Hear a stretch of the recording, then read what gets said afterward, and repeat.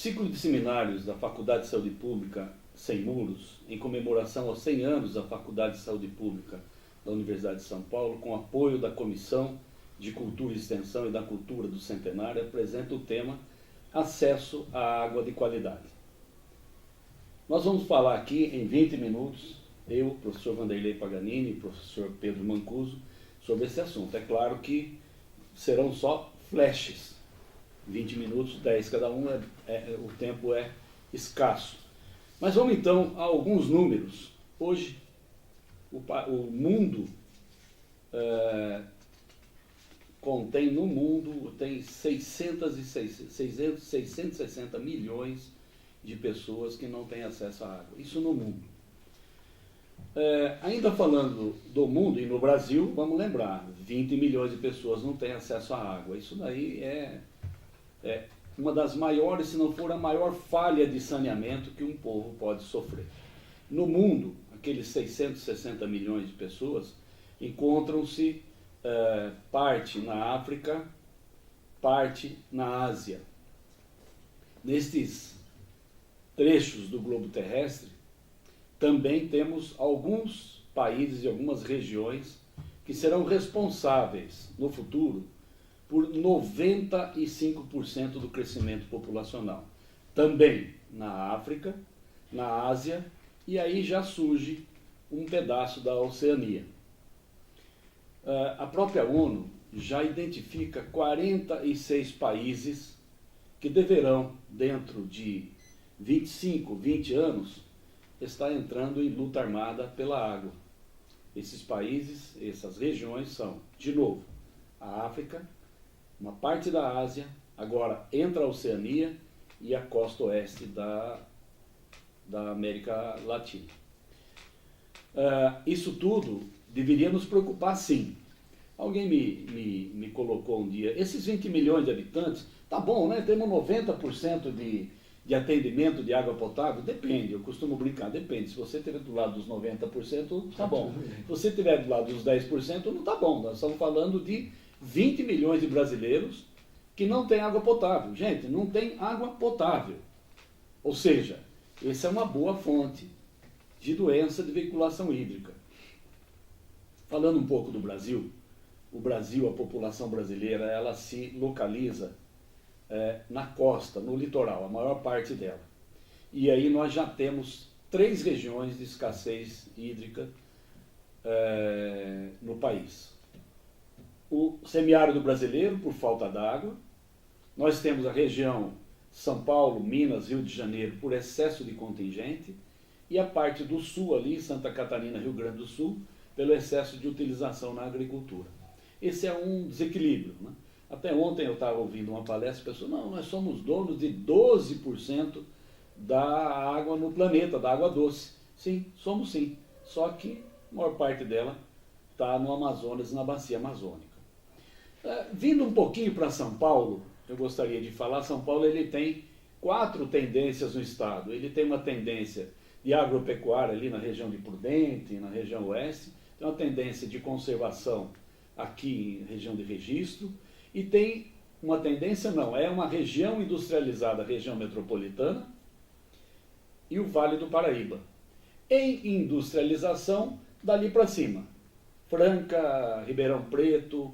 Agora, pasme você, 82% da população paulista está nesta região industrial ou em industrialização.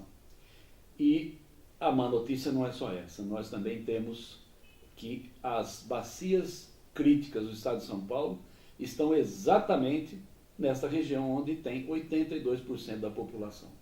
Vamos caminhar um pouquinho para o nosso mundo. Mas como é que isso cresce? Por que eu estou falando dessa dificuldade? Eu estou falando dessa dificuldade porque uma das coisas importantes que nós temos que voltar os nossos olhos é o uso e ocupação do solo. Não só nas regiões metropolitanas, nas regiões urbanizadas, mas também no interior, porque a monocultura despeja nutriente e nós vamos perdendo mananciais. Por falar em perder mananciais, a região metropolitana de São Paulo, como exemplo, ela cresce em forma de cebola. O centro dela cresce, em média, menos 1% ao ano. Aí ela vai crescendo, a última camada da cebola chega a crescer 5%, 5% ao ano, aonde não tem infraestrutura de saneamento básico adequado.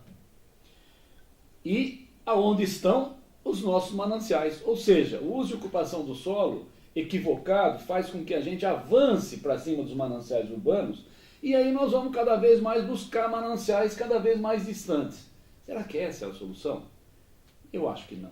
Nós temos sim buscar mananciais mais distantes, mas temos que olhar também a qualidade, a despoluição e a manutenção da qualidade dos nossos rios.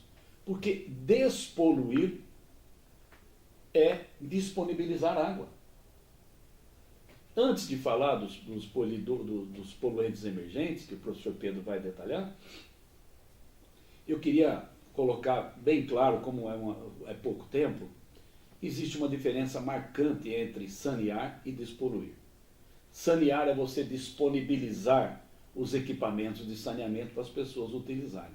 Despoluir é você fazer funcionar e fazer com que as pessoas utilizem bem. Então, não é só construir equipamento, é envolver a sociedade no controle social, na participação social, para que a gente evolua na mudança de cultura. Atualmente, no Brasil, nós estamos numa luta enorme para fazer os tratamentos de esgoto em nível secundário. Tratamento em nível secundário, ele não elimina os nutrientes. Nitrogênio e fósforo vai para o corpo d'água.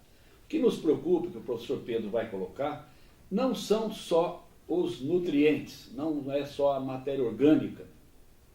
O que nos preocupa também, temos que pesquisar e cada vez mais está cuidando disso, são os disruptores endócrinos na água, os poluentes emergentes, os fármacos.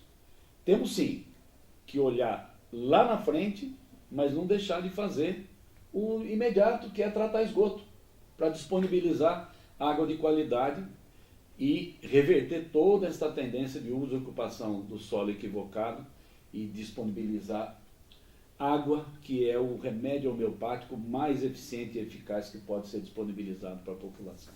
O professor Pedro agora entra num detalhe mais técnico e, da minha parte, muito obrigado. Olá, pessoal. O professor Vanderlei falou dos poluentes emergentes e eu fiquei pensando aqui na questão do acesso à água de qualidade, água segura, né? E eu fiquei pensando na questão da saúde, né? O que é saúde, afinal de contas?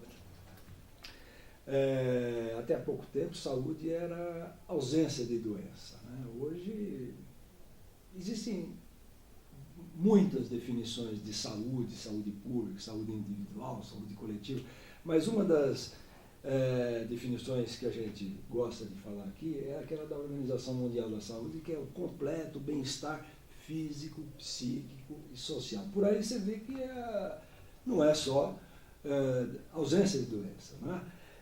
Eu olhar para um manancial, um rio que passa numa cidade, ele coberto de lixo, coberto de espuma, isso é saúde. Eu fazer uma caminhada, ou andar de bicicleta numa ciclovia do lado de um rio desse, é saúde.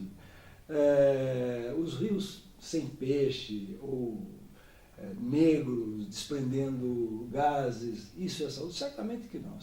Saúde é algo muito maior do que a ausência, uma simples ausência de doença. Essas condições, elas acabam por dar uma doença, mas sem dúvida nenhuma não se enquadra na definição clássica da Organização Mundial da Saúde. Bom, agora, quem é o responsável por tudo, pelo lixo urbano, por essas espumas, etc., por tudo o que acontece de ruim na água e, portanto, podendo comprometer a água que sai lá na torneira, é o próprio homem. O homem faz isso alguns de forma consciente, mas alguns de forma inconsciente, na medida em que dispõe o lixo de forma inadequada, na medida em que faz desmatamento, na medida em que dá condições para haver grandes concentrações urbanas. O professor Vanderlei Paganini agora está falando das concentrações urbanas. Poxa, não é possível, gente, uma cidade, uma região metropolitana que fica na cabeceira dos rios Pinheiros, Tietê e outros menores, né, com 20 milhões de habitantes. É impossível, com tendência a crescer, como o professor coloca aqui. Crescer aonde? 5% na região periférica, na casca da cebola, ou seja, em cima desses mananciais. Bom, a solução é saneamento básico. Saneamento básico aqui no Brasil é água, esgoto, lixo e drenagem urbana. Nós aqui, como temos nós estamos na Faculdade de Saúde Pública, e aqui é uma unidade que o conceito é um pouco mais amplo. O conceito é multidisciplinar, interdisciplinar, transdisciplinar, e sabemos que se não forem levadas em conta variáveis outras que não só o tratamento da água e o tratamento do esgoto, nós estamos tratando a consequência. Nós precisamos agir na causa. A causa é isso que o professor falou. A concentração urbana, em última análise, é o que propicia isso. Essa é a causa. Nós precisamos agir aí. Quando o professor falou aqui dos poluentes emergentes, eu me lembro das leituras que a gente faz aqui, quem foi aluno aqui, estudou bastante, a epidemia de cólera que teve em Londres no século XIX, onde John Snow, né, eu não sabia que aqueles micro-organismos eram os responsáveis pela cólera. Aqueles micro-organismos, naquela época, eram os emergentes. Aqueles eram os emergentes. À medida que vão emergindo outro, como o professor coloca, a semana passada eu tive aqui numa banca, eu e o professor Paganini. O professor Paganini orientou um doutorado, e a candidata hoje, doutora, ela fez um estudo sobre a capacidade das estações de tratamento de esgoto removerem os fármacos, que hoje fazem parte de um grupo daquele que nós chamamos de poluentes emergentes. Os fármacos, os pesticidas, os hormônios, o protetor solar, que antigamente a gente usava para ir na praia, hoje a gente usa para andar aqui na rua, todo mundo usa. Alguma coisa que você põe no cabelo, até perfume, tem protetor solar.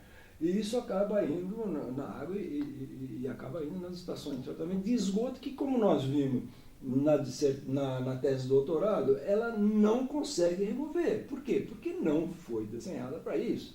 Nem pode ser, é muito complicado. E se for desenhada para isso, amanhã surge outro poluente emergente. E depois da manhã, outro. Então nós temos que realmente, aquilo que o professor falou, temos que atuar na causa. E a causa é o crescimento populacional em torno dos mananciais. E que nós precisamos, de alguma forma, atuar sobre isso. Bom, eu acho que isso tudo nos leva para um conceito que a gente discute muito.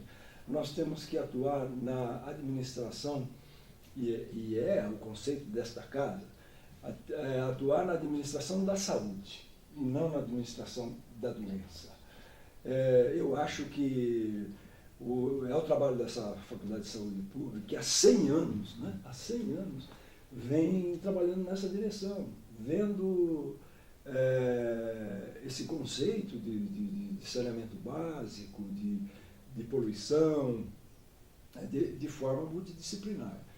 Não é um problema hidráulico, longe de ser um problema hidráulico. Precisamos acabar com isso. Nós aqui temos uma visão multidisciplinar. Professor Vanderlei, eu gostaria de falar alguma coisa dos emergentes, o tempo é muito curto, mas existem processos de tratamento voltado, não no tratamento de esgoto, mas no tratamento de água, existe, mas é aquilo que eu falei, amanhã aparece outro, e depois outro, e depois outro. Não tem fim isso. E nós estamos atuando no efeito e não na causa. Exatamente. E aí a sociedade precisa ela precisa decidir, ela está disposta a pagar o custo desse novo tratamento? Isso precisa ser discutido. E todos poderão pagar? Essa é a dúvida. Todos poderão pagar. Era isso. Muito obrigado aí pela oportunidade. E se quiser complementar alguma coisa. Para mim está ótimo o tempo que nos foi colocado. Eu acho que deu aí. Acho que deu para dar um overview do assunto. Obrigado.